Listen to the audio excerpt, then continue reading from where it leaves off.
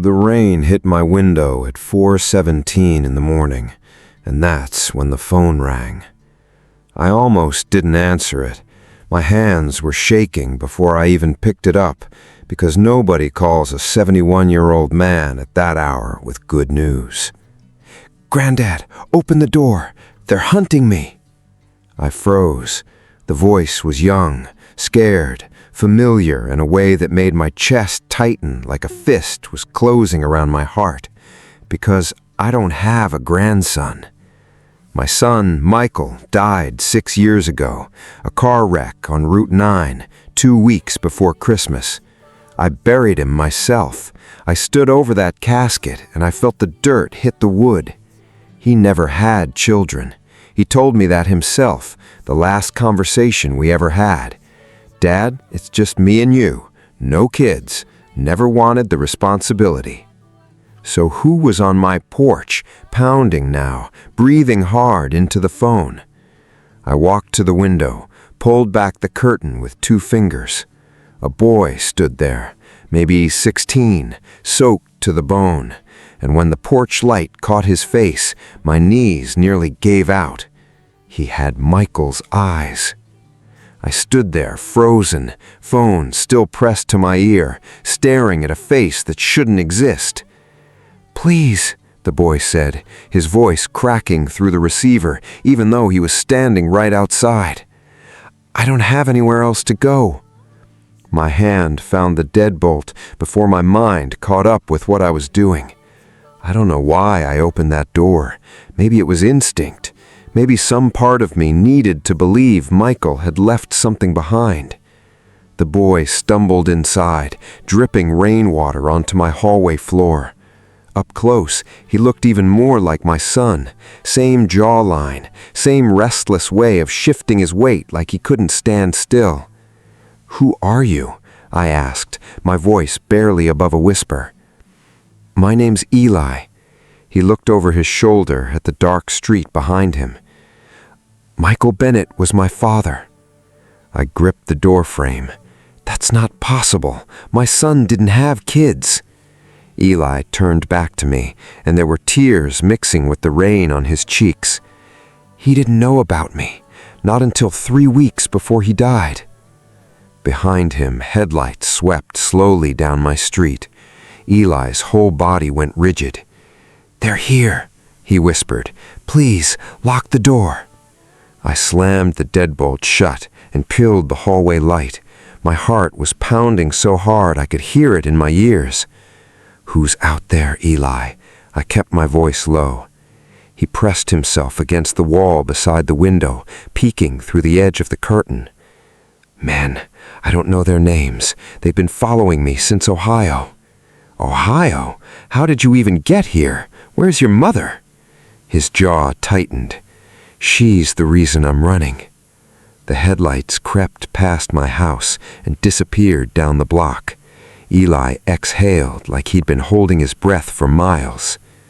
I led him into the kitchen and sat him at the same table where Michael used to do his homework as a boy. My hands wouldn't stop trembling as I put on a pot of coffee just to have something to do. "Start from the beginning. Tell me about my son." Eli wrapped his hands around the warm mug I gave him. "He found out about me right before the accident. He was coming to meet me for the first time, that night, the night he died." The room tilted around me. "You were coming to see you?" I said slowly. "The night of the crash?" Eli nodded, and his eyes filled with something heavier than fear. "It wasn't an accident, Granddad. That's what they don't want you to find out." The coffee mug slipped from my hand and shattered on the floor. "What did you say?" Eli flinched at the sound, but didn't look away from me. "My mom told me everything 2 nights ago, right before she disappeared." "Disappeared?" "She called me from a gas station, said men were following her, said if anything happened, I needed to find you. She gave me your address before the line went dead." I steadied myself against the counter, glass crunching under my slippers. 6 years I had grieved my son. 6 years, I told myself it was a slick road and bad timing, a drunk driver who was never caught. Eli, who was your mother? Sarah Whitfield. He said the name like it was supposed to mean something to me. It didn't. She worked with my dad at the accounting firm. Michael's firm, Whitmore and Cole. He'd worked there 11 years.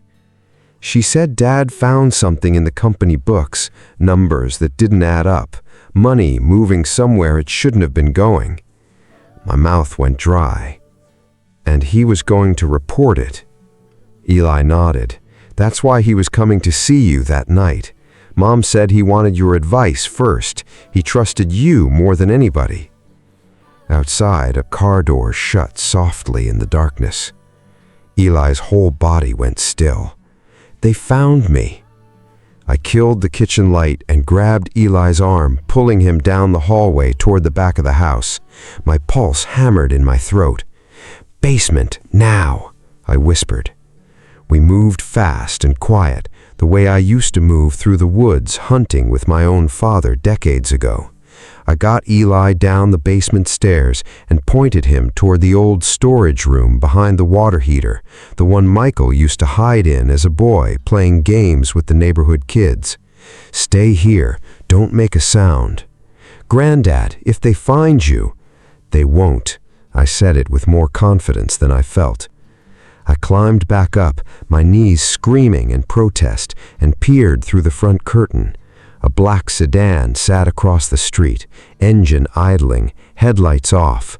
2 shapes inside, waiting, watching. I thought about calling the police. My hand hovered over the phone, but something stopped me, a memory surfacing through the fear. Michael, 3 weeks before he died, had called me late one night, voice tight and strange. "Dad, if anything ever happens to me, don't trust anyone from the firm, not even the police liaison they use. Promise me." I'd laughed it off back then, told him he was working too hard. Now that memory sat in my chest like a stone. The sedan's headlights flicked on, the engine revved. They were coming to my door. I moved away from the window and stood in the dark hallway, my back against the wall, listening to my own heartbeat thunder in my ears. Footsteps crossed my front yard, slow, deliberate, not the footsteps of men in a hurry. A knock came, 3 heavy raps against my door. I didn't answer. "Mr. Bennett," a man's voice, calm and polished, the kind of voice that sells insurance or reads the news. "We're here to hurt no one. We're actually trying to protect him. His mother made some very dangerous decisions, and now he's caught in the middle of it." Something about the story didn't sit right. It was too smooth, too rehearsed, like a script memorized in a car on the drive over. Michael's warning echoed in my mind again. Don't trust anyone from the firm. "I don't know anything about that," I finally called out, keeping my voice steady. "You've got the wrong house." A long pause. "We know he's in there, Mr. Bennett. We saw him on your porch camera." I didn't have a porch camera. My blood went cold. I didn't own a porch camera, which meant either they were lying to rattle me, or they'd planted something outside my own house without me knowing. "I think you should leave," I said through the door, forcing steel into my voice that I didn't fully feel, "or I'm calling the police." "Go ahead," the man said, almost pleasant. "Call them. Ask for Detective Ray Coswell.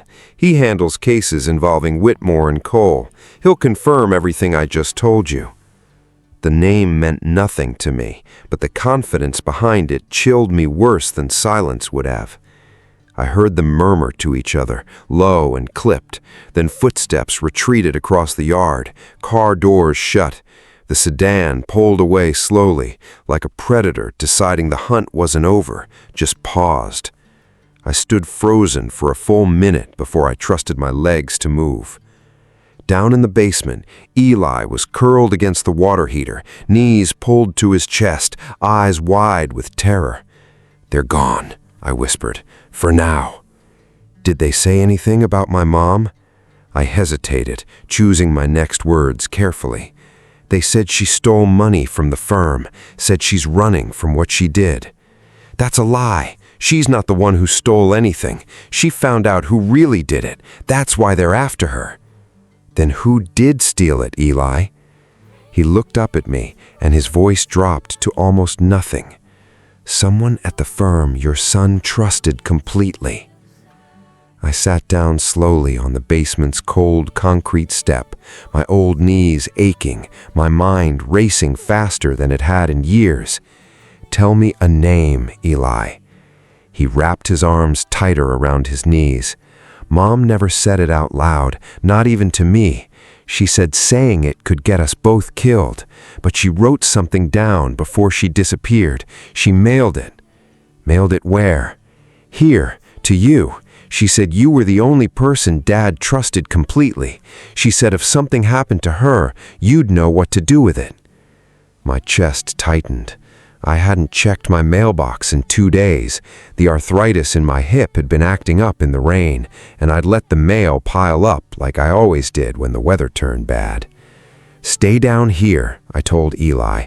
Do not come up, no matter what you hear. Understand me? He nodded, fear etched into every line of his young face. I climbed the stairs, moved through the dark house, and slipped out the back door instead of the front, circling around through the wet grass to the mailbox at the curb. My hands shook as I opened it. Inside, beneath 2 bills and a grocery flyer, sat a plain white envelope, no return address, just my name written in unfamiliar handwriting. I tore it open right there in the rain. Inside was a single folded page and one name written at the bottom that made my stomach drop through the earth. I stood in the rain, staring at that name until the ink started to blur and run. David Cole. Michael's business partner, the man who spoke at his funeral, the man who sat beside me at the graveside and squeezed my shoulder and told me Michael was like a brother to him, the man who still sent me a card every Christmas, signed, "Thinking of you always." My hands wouldn't stop shaking as I read the rest of the page. Sarah's handwriting, hurried and desperate, explained everything. David Cole had been siphoning client funds for years, hiding it inside false accounts. Michael found the discrepancy by accident, pulling an old file for an unrelated audit. He confronted Cole quietly first, giving him a chance to come clean. Cole asked for 1 week to fix things. Michael died 6 days later. The police report said it was a single car accident, no other vehicle involved, no witnesses. But Sarah's letter said Michael told her he was being followed for 3 days straight before he died. I folded the letter with trembling hands and shoved it into my jacket pocket, rain soaking through to my skin, my mind reeling backward through 6 years of grief I now understood had been built on a lie. I turned to go back inside. That's when I saw the sedan parked 2 houses down, engine off, lights out, watching. Someone stepped out of the driver's seat, and even in the dark and rain, I recognized the walk immediately. David Cole was crossing my street. I didn't move, couldn't move. My feet felt bolted to the wet pavement as David Cole walked toward me with an umbrella and a smile that used to comfort me at my son's grave. "Walter," he said my name warm and easy, like we were old friends meeting for coffee. "You're out awfully late." "David," my voice came out steadier than I expected. The letter sat like a hot coal against my chest. "I heard you had a visitor tonight." His eyes flicked toward my house. A young man, confused, probably scared. His mother's put some very dangerous ideas in his head. "Is that right?"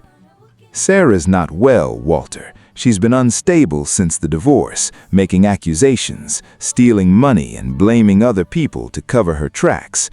He shook his head with practiced sadness. "I've known your family 15 years. I'd never let anything happen to that boy."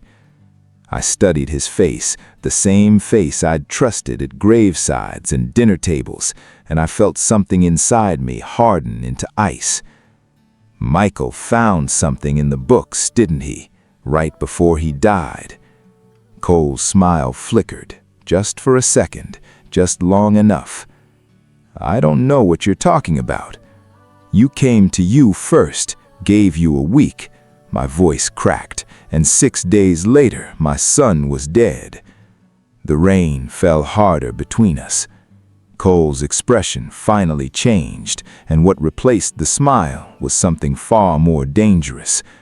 You don't know what you're accusing me of, Cole said, his voice dropping low, all warmth gone from it now, like a mask sliding off. I know exactly what I'm accusing you of. I pulled Sarah's letter halfway from my jacket, just enough for him to see the edge of the page. It's all right here, every account, every transfer, everything Michael found before you killed him. Cole's eyes locked onto the letter, and for the first time, I saw real fear behind his composure. Give me that, Walter. He stepped closer. You don't understand what you're holding. I understand my son is dead because you trusted him. My voice broke on the last word, 6 years of grief finally finding its target. Behind me, I heard the back door creak open. Eli had come up from the basement, disobeying me, standing frozen in the doorway with wide, terrified eyes. Cole saw him too, and something calculating crossed his face. 2 witnesses, he muttered, almost to himself. That complicates things. He reached into his coat, and my whole body went rigid with a fear I hadn't felt since Vietnam. But before his hand came out, red and blue lights suddenly washed across the wet street, and 3 patrol cars screeched to a stop behind his sedan. David Cole, step away from Mr. Bennett, hands where we can see them. Cole froze, his hand still half inside his coat, rain streaming down his face as red and blue lights strobed across the street. For one long second, I thought he might do something foolish. Then his shoulders dropped, and he raised both hands slowly into the air. Officers moved in fast. One of them, a woman with sharp eyes and a steady voice, identified herself as Detective Maria Ruiz. She told me Sarah Whitfield had reached federal investigators 3 days ago, not to disappear, but to finally hand over 18 months of evidence she'd secretly gathered against Cole. She'd gone dark only to keep Eli safe while the case came together.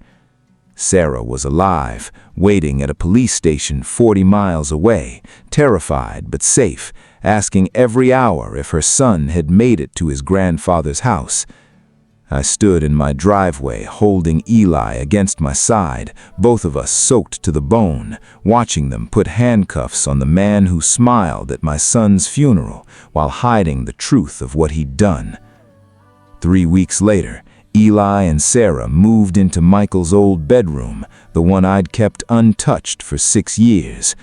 Cole faced charges for fraud and for Michael's death once forensic accountants tied his tampered brake line repair records to the night of the crash. I finally understood why Michael made that call warning me all those years ago. He knew. Somehow he knew. Some nights I still hear 4:17 in the morning and my heart jumps. But now, when I look at Eli sleeping down the hall, I understand that Michael never really left me. He just found a way to come home.